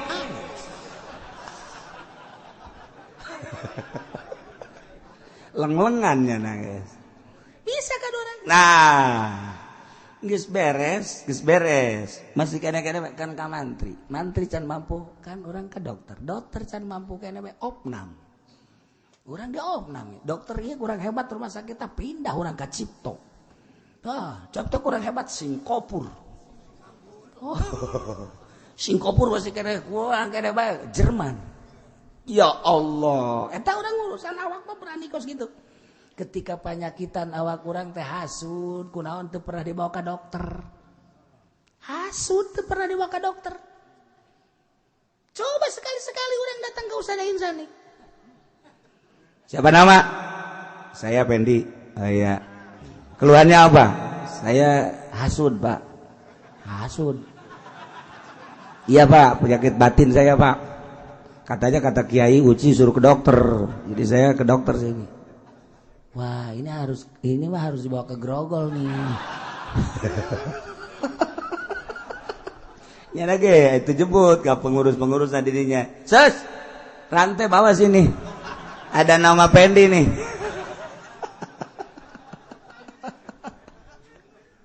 Itu pernah orang datang ke dokter ya aya hasudan aya naon. Ria ieu teu pernah ieu dibawa ka dokter kunaon si hayang kalem bae ku makhluk. Kunaon si sirik pidik aya bae di jero hate teh. Kunaon si hubud dunia aya bae di jero hate teh. Bawa ka dokter. Ka mana dokterna ka mana? Ya ka kiai. Datar urang ka kiai. Waalaikumsalam. Waalaikumsalam. Nurutkeun cek Ki Uci aing lah. Datang ka kiai lah. Ceng, Abah di mana, Ceng? Aya di jero. Abah keraon Abah? Nonton TV. Puyang nyana aing rek berobat, orangnya aja gering. Wah, teu beres ya kiai. Itu ya. Bebeja nyana, bah ya tamu daharep tamu. Saha gitu. Oh, si Pendi jeung teman. Kadek. Kunaon? Mama keur neuleuh bola ieu huyung babarengan. Jarakan neuleuh mah neuleuh bae tapi hate mah nyelemet bae si kiai kok goblok-goblok deui. Nah neuleuh main bola, aju nyahoan nyana deui. Wah, teu beres ieu lah. Berarti lain kiai obat, lain tukang obatan, obataneun teh mah kos itu. Pindah deui aing. Ayo aing boga kreditan ieu lah coba pendapat ka kiai. Coba nyaho. Waalaikumsalam. Ya sia ieu. Oh, alhamdulillah. Diuk. Yuk minum enon tuh kula dek berobat ka kiai enon tuh kula ngridit mobil ieu 3 tahunan ku ari ayeuna 1 tahun 2 tahun deui can kabayar ieu kumaha minta doana sakalian lamun sadek bayar nu mama ieu can kabayar pang mayarkeun nya goblok teh coba ieu tolol ieu mama ya jadi aing ka babandulan ku nyana geus bae aing boga babandul nyana leuwih buat deh babandulna. Tak agak ledek gitu. Tungtuna mah pentah eta lain kiai kos kitu. Duh bana tuh lamun urang awak puyang awak gering ka dokter jelas rumah sakitna horenganan batin mah eta teh ka mursyid.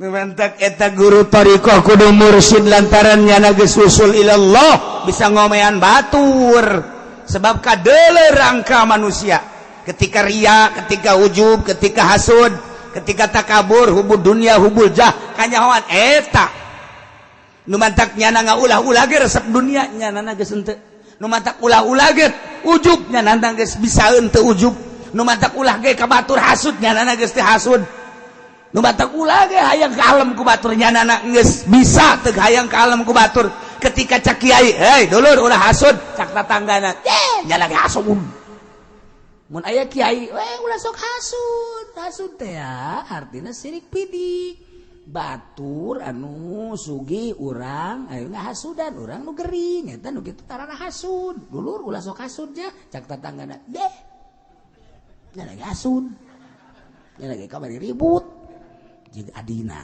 nya lagi ribut kamari tuh mal bisa tapi guru mursyid nu mantak bisa ngobatan ketika aya pasien nyana mana geus teu aya nanaonan di jero hatena hiji be Allah eta kat.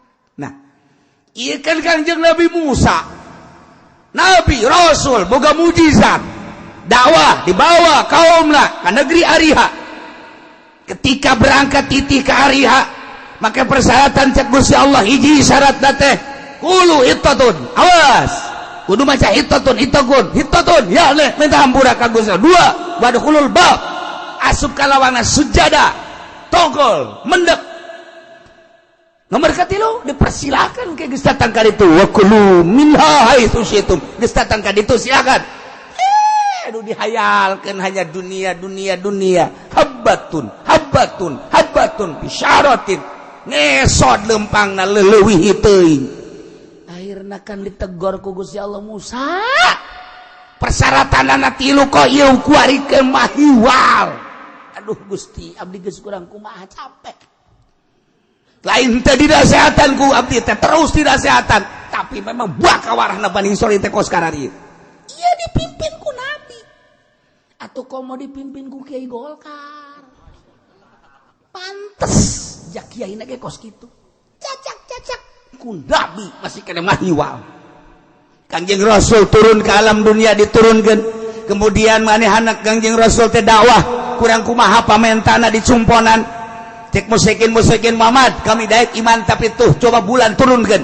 sanggeus turun kena bagi dua sanggeus bagi dua kena maca syahadat kemudian ngamprok deui berangkat deui tah lamun geus kos kitu ku kami kakadak daek iman mun kami bisa kos kitu kaula bisa kos kitu mana iman kami saksian cek Kangjeng Nabi Muhammad praktekeun cek Gusti Allah Jibril datang tongton ku musyrikin langsung bulan titah diawean ku Kangjeng Nabi kadi bulan turun set belah dua plak nu hiji asup kadi terus keluar deui maca dua kalimat syahadat asyhadu an la ilaha illallah asyhadu anna muhammadar rasulullah berangkat deui keluar kumaha iman maneh teu ka kaula bahwa qala rasul pohara sihir maneh Muhammad weh budak kawari sihirna pohara jasa hijab makos gitu ketika henteu diberi hidayah mujizat pajar sihir karomah pajar sihir pajar karomah dibalikeun tah dipimpin ku Kangjeng Nabi bege kos itu teh komo urang nu matak urang we geus sakadar sakula mah matak sakadar nyampekeun dulur ye bahwa main gapleh teh haram sebab eta teh judi geus susah kitu ketika liwat anu main gapleh bisa entah budak dulur ulah sok ngadu kotoknya lantaran ke urang bakal diadukeun deui haram hukumna ngadu kotok geus kula liwat aya nu ngadu kotok bisa entah budak ngadu kotok geus bae ngomong geus nyanana terus bae atuh geus asal ulah kadorakaan doang apalagi jeung pejabat ngaji geus sing ade ulah sok korupsi ajunya na maling bae terus atuh sabodo teu maka bagi nyana berarti nyana siap dipanggang ke di neraka beres geus sakitu tuh ya ieu hese jasa ngurusan awak bababari tapi ngurusan kolbu mah hese ya Allah ketika aya nu geus bisa ngurusan kolbu indah sebab naon jelema nu geus bisa ngurusan kolbu eueuh sekat jeung sasaha ge akur bae sebab kabeh makhluk Allah urusan pagawean jeung aktivitas urusan nyana mangan sakadar dititah sote dakwah aida kenari mana ente mah tungges Nanaon jeung sasaha bae akur bae nikmat kapanggih jeung sabae nu ngamanggihan ge akur bae nginahin bae sebab lawan eueuh nanaonna nu sugih datang teu pernah dipenta nu susah datang menta dibere ala kadar bae mah anu gering menta didoakeun yeuh mun teu cager bae tinggal gitu doang beres nyageurkeun nu mehkeun mah Gusti Allah kitu urusan beres geus jadi geus kacumporan kabeh nikmat toh lamun urang batin urang geus bulet ka Allah bae hampang engke kabaca nanaon situasi-situasi jeung jelema-jelema kanyahoan moal nu sok didongengkeun ku kula teh itu teh Mbah Khalil Bangkalan waktu manehna di Tuban eta nyarakeun keur budak keneh eta mah kakareke umur 12 tahun di Tuban begitu keur salat magrib balah mau masjid pinuh nyana seserian cak imamna teh seserian saha eta budak bandeng serina lain sakadar seserian biasa bandeng geus diancam bae ku guruna aing eureun tanya saha eta budak beres Assalamualaikum langsung lain wiridan nangtung siapa tadi yang ketawa-ketawa ngeganggu salat siapa cicing bae nyana ngan eta kudu di sisina ini nih yang ketawa-ketawa nih sini kamu kalau sholat jangan ketawa-ketawa ini kan tempat sholat lagi ibadah kepada Allah jangan ngeganggu jadi kalau ngeganggu itu satu kamu batal sholatnya kedua ngeganggu udah berapa kamu itu dosanya jangan lain kali jangan ya awas kamu kenapa kamu ketawa-ketawa saya ngelihat Mbak Kiai katanya di sininya ada nasi. Iya, ada nasi baku lagi digitu-gituin tuh katanya terus mau makan. Saya kenapa makanya saya ketawa tuh masa Kiai sih di hatinya ada nasinya. Emang Kiai keur endek ngimamanana lapar. Haju Kiai teh boga pikiran aing mah moal wakadar sebab tas magrib dek ngariung. Tolol teh Kiai. Pan eta sarua jeung si eta. Kitu kan pikiranna. Eta Kiai langsung masyaallah katebakeun ku nyana. Hate aing ya Allah ya Rabbi. Isi dah langsung ditekel eta Ki Khalil Bangkalan. Nanti ke rumah ya. Ke rumah ikut. Langsung diajak ya. Berarti lain jelema sambarangan ieu bisa jauhan kan. Mohon maaf. Oh jangan sama saya sama Allah.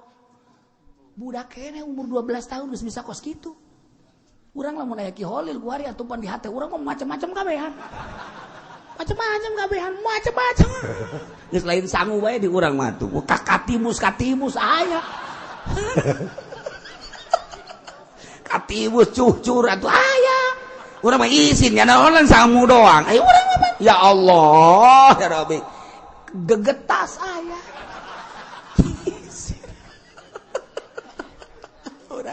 Eta kanyahoan ku ahli Allah mah kanyahoan moal ya Ahmad anu embung ngamamun ka Imam Ghazali teh ya sehingga Imam Ghazali pan kaget bebeja ka mana kunaon kula ku batur mah dikiaikeun ayo adi kula mah pan adi kula anak emak eta teh mah mun ka kula panggil coba mak panggil Ahmad batur ngamakmum ka kakak sia teh pan kiai gede batur ngahormat sia teh ngamakmum kunaon teu kunaon sih mak ngamak tuh moal mah emang kunaon gitu getihan atena getihan oh najis pan getih mah masa kula ngamakmum kanu aya najisan panggil deui ka sore mah geus gali adi sia ku mah geus ditanya aja kunaon cenah mak cenah najis sebab hate sia teh getihan atuh embung yang ngamakmum kanu aya getihan wajan najis masyaallah ma ampura kula keur ijtihad head kula keur ngaijtihad hukum head ieu teh aya berarti ieu kajahoan ku adik kula berarti luhuran adina ti heula kakarak deui hampura di dinya lah mulai Imam Ghazali ruda langsung ninggalkeun tempat 13 tahun ngalalana Imam Ghazali hayang husul ilallah santri masyarakat anak pamajikan tinggalkeun mulai ti negeri Tus cenah ka Baghdad terus ka dieu ka mana ka Mesir terus ka dieu ka Aqsa ka Yerusalem di Masjid Aqsa nyana di dinya terus bae di menara Masjid Aqsa cici me di kubahna tahunannya teh ibadah ka Gusti Allah terus ka Syria ka ditu 13 tahun ninggalkeun tempat hayang ngusulillah. Imam Ghazali teh lain sambarang geus 13 tahun geus usul geus bener-bener jeung Allah kakarak ku Allah titah balik deui nya ka negeri Tus di Iran kakarak deui nya ngajar pohara jasa kamari kula jadi kiai lain kiai ketika kula lain encan jadi ahli Allah kiai kula lalagaan hayang dihormat bae hayang dibere bae hayang diagung-agung bae ternyata horeganan kiai nu kos itu kiai neraka jahanam.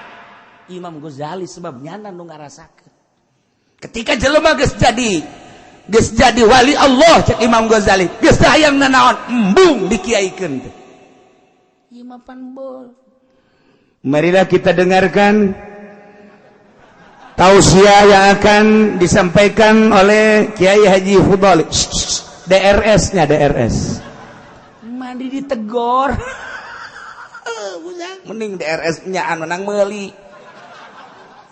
Eta kan eta kos kitu teh naon eta jahanam eta kosna mah kos kiai padahal mah eta teh penghuni neraka jahanam. Ye, cak Imam Ghazali, saya udah sok nyalakeun aing. Ye, cenah Ki Uci mah kos kitu teh lain aing. Sakali deui cak Imam Ghazali. Aju cenah, teu cenah. Aju kiai kumaha tuh kieu, sia mesti aing mah aing. Henteu maksudnya cenah kiai kitu dan teu aing kadang-kadang gitu. Imam Ghazali aing mah nyampikeun emang di lembur teh sok nyampikeun saralah bae Ki Uci mah ngaharamkeun anu Ki Uci mah neraka jahanam lain aing Imam Ghazali si ana nu salah teu ka cek Imam Ghazali ieu cenah tulah disampaikan endek bae aing mah nyampikeun endek bae mah sabodoh teuing wasia bae eta mah manya ya ceramah make DPR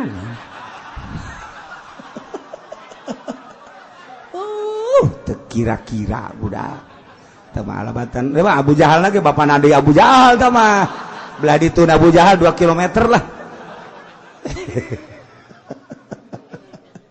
ya Allah ya Rabb kumata kesalahan umat Kangjeng Nabi Musa kaum Bani Israel ketika tita hittatun endahan habatun ketika tita sujada endahan yazapuna ala astarihim kumaha فأرسلنا عليهم رجزا من السماء bangkawarahna kaum Bani Israil tenurut ke Gusti Allah dipimpin ku Kangjeng Nabi Musa Gusti Allah murka ka kaum kamurkaan Gusti Allah maka Gusti Allah nurunkeun siksa fa arsalna alaihim rijza siksa ku Gusti Allah turun di langit langsung berbentuk seuneu ditambahan ku angin wah suasana panas wah nembus langsung ka jantung percis kos taun sing gelepak jelema guplak parai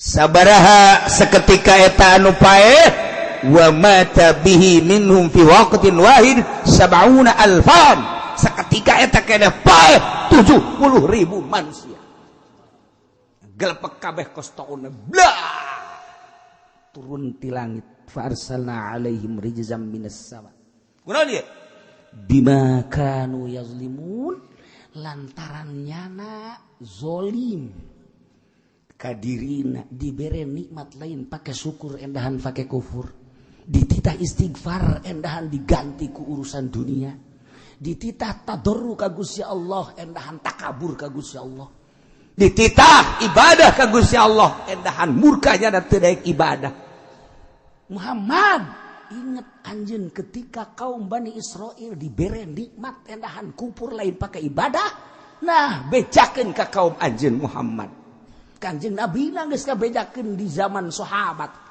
urang teu kabagian lantaran urang hirup lain di zaman Kanjeng lain di zaman sahabat tapi di zaman Ahok urang di zaman Jokowi ku hari kepresidenan urang teu kadengeng disampaikan ku para wali-wali Allah kamari ieu. Can ngadenge. Urang kuari kakarak gadenge. Ieu ge kabeneran teu ngabesan poe Minggu ieu. Kakarak ngadenge. Nah, ketika nikmat diganti jadi siksa engke lantaran kita syukuran jadi kufuran, moal henteu ku Gusti Allah bakal disiksa. Kuari kurang kumaha dibere jabatan hiji nikmat dipake kufur ka Gusti Allah, tungguan. Kamari ieu mah rada hararese urang. Dahar ge hese di zaman Bung Karno kamari gur-gur di dahar keneh bae. Ketela di dahar keneh bae.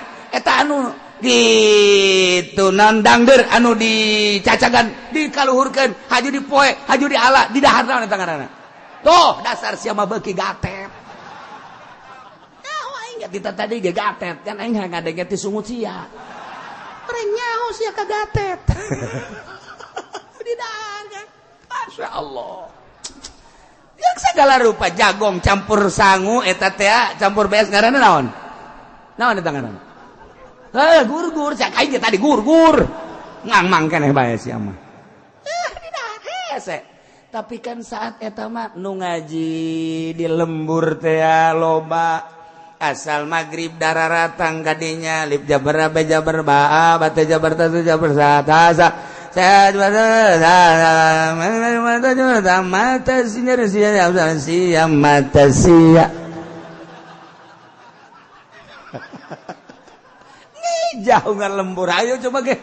Urang magrib kadinya di lembur mana bae ngarareja, balik ke musola, balik ke masjid. Adem perasaan nu diobrolkeun teh sakadar kumaha dituplak cabe, bagus. Kumaha dituplak jagong, bagus. Alhamdulillah belah ditu mah rada kena angin. Nu diobrolkeun teh sekitar eta. Masya Allah, ketika derep bebarengan urang, derep. Asal geus ditita mah burong kabeh sawah anu kizaid tapi anu derep kabehan. Kebersamaan luar biasa. Menang 2 poe. Eta teh ngetem tah, heucakna teh heucak. Naon teh ngaranna teh? Sesa ngari teh tadi hadap. Ngagampung. Hararese jasa. Kebersamaan, masya Allah, bohara jasa, haji bebejakan numogana. Ya kula tas ngagampung, menang sabakul, bawa welos yang sia. Tuh, coba. Ya Allah, ya Rabbi, papa, bohara jasa. Terus dibagi, 1, 2, 3, 4, 5, gak dia, 1, 2, 3, nah, ya jang bawona, ya haju iya dah dibagi. Oh, dibagi terus, ya jang dalem, ya jang bibit, ya jang, tuh dibagi rapi, baheula mah. Masya Allah, kamar iya teh. Ke zaman urang teh pertanian rapi barang kadieuna zet jual beli motor beli mobil zet BAKB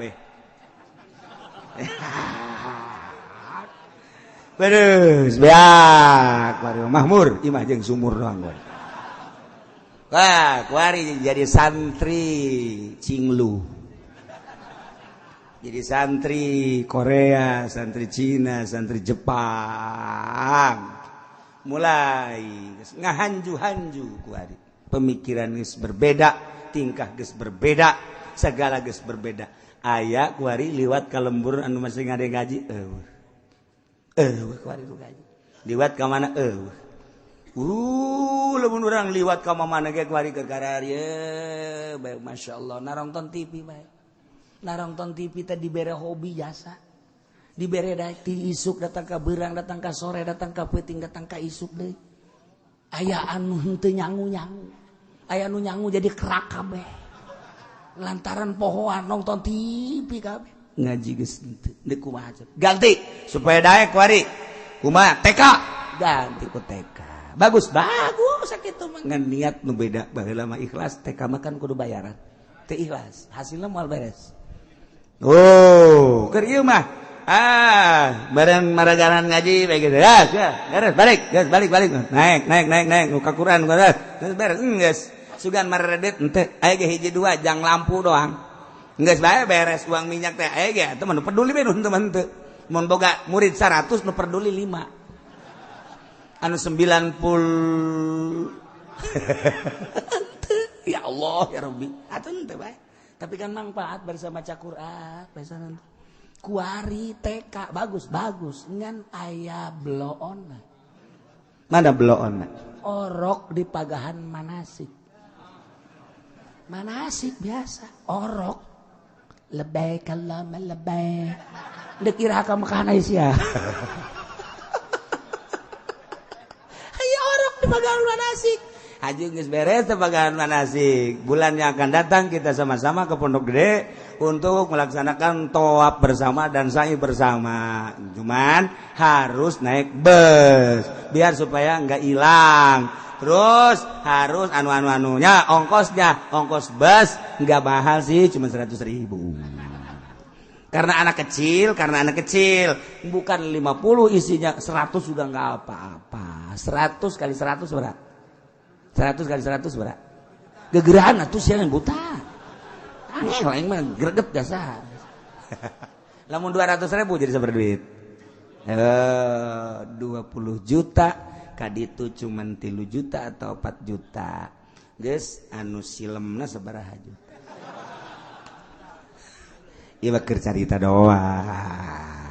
Carita eta keur kakarakos kitu dan lain-lain sebagainya. Henteu jore palinter ngan mangpaat mah. Sakitu doang. Sebab teu ikhlas, asal timbul teu ikhlas kiruh caina asalnya na kuku ceprakan di cai kiruh atau kadituna kiruh. Mun kurang-kurang dilempeng-lempengkeun mah bahaya. Mantak masuk bae ka TK kadina lempengkeun deui ku urang. Ceng, sia geus BTK sing adanya kudu ikhlas gitu ya. Urutan abah eta ikhlas teh lain tah.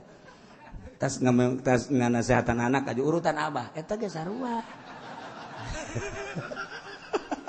Abah mah cenah teh ikhlas, ada udak di balik batu. Cak anak bisa anta anak.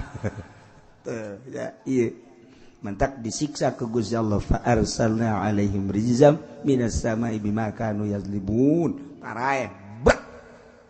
Kumaha kalanjutanana setelah paeh was alhum wallahu a'lam bishawab.